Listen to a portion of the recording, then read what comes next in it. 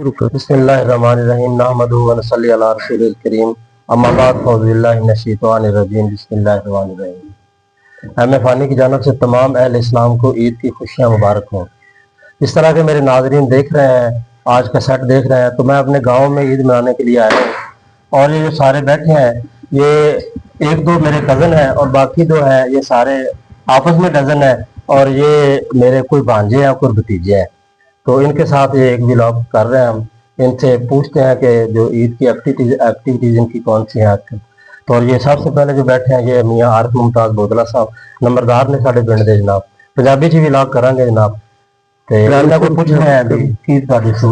बहुत शुक्रिया G M A Fani साहब तुसीं अज दी महफिल सजाई पिंड दे विच सियासी बैठकां होंदियां ने ते अज ईद दे हवाले नाल जिहड़े सारे दोस्त बैठे ने ते इस हवाले नाल गल करांगे। तुहाडी मेहरबानी कि तुसीं जनाब अपने व्लॉग नूं उर्दू च पंजाबी च कन्वर्ट करता है ते साडी पिंडां देहातां दी जिहड़ी ईद हुंदी है अक्सर बेशतर असीं जदों ईद दी नमाज पढ़न तो बाद डेरियां च बैठने आपस च गपशप लगाने मिठाइयां तकसीम होंदियां ने मुख्तलिफ किस्म के खाने पकाए जाते हैं मुख्तलिफ किस्म के खाणियां नूं घरां ही तकसीम किया जाता है और ये साडी शानदार जिहड़ी रिवायत है इन्हें समझना जिहड़ी सिर्फ पिंडां च मौजूद है शहरां च ये मुकम्मल तौर पर खत्म होंदी जाती है।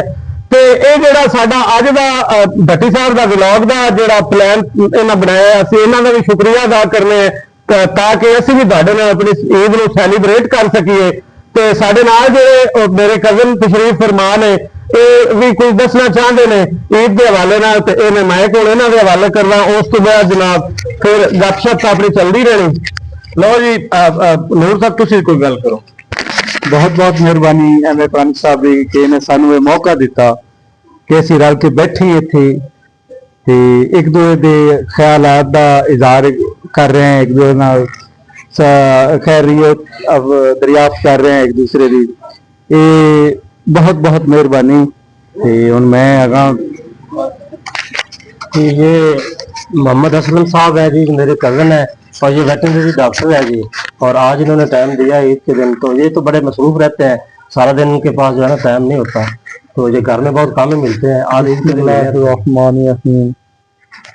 अल्लाह का शुक्र है जी अल्लाह ने ईद आज बड़ी खुश असलूबी नाल निभाई है। सारे साथी बड़े खुश है ने बड़े मिले ने एक दूसरे रंजतां दूर रही ने अल्लाह का बड़ा एहसान है।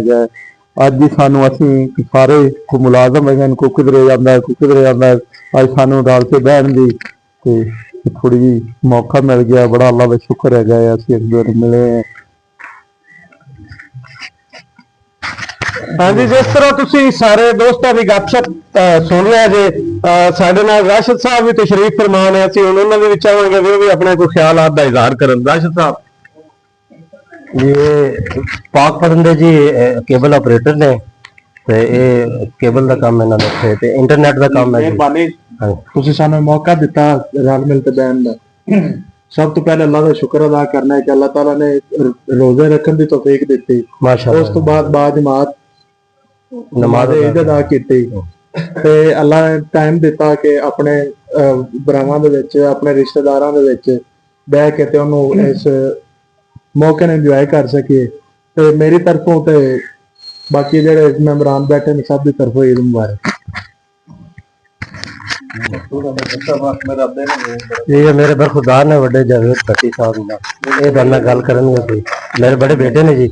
ये हुण जिस शख्सियत नाल तुहाडा तारफ करवाउण लगे हैं